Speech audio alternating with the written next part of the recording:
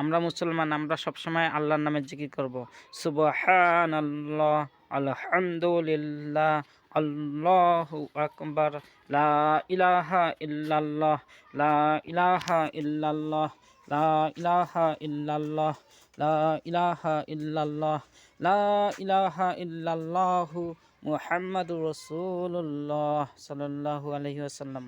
পথে ঘাটে মাঠে রাস্তায় বাড়িতে গাড়িতে সবসময় আমাদের আল্লাহর নামে জিকির করতে হবে, কারণ আমরা মুসলমান হিসাবে যদি আমরা আল্লাহর কাছে পরিচয় পেতে চাই, যেদিন বিচারের দিন কিয়ামতের মাঠে হাসরের ময়দানে যেদিন বিচার হবে, সেদিন যদি আমরা বিচারে আল্লাহর কাছে মুসলমান হিসেবে পরিচিতি পাইয়া যদি জান্নাত লাভ করতে চাই, তাহলে আমাদেরকে মনে প্রাণে বিশ্বাস করতে হবে এবং সবসময় আল্লাহর নামে জিকির করতে হবে। সুবহানাল্লাহ, আলহামদুলিল্লাহ, আল্লাহু আকবার, লা ইলাহা ইল্লাল্লাহু মুহাম্মাদুর রাসূলুল্লাহ সাল্লাল্লাহু আলাইহি ওয়াসাল্লাম।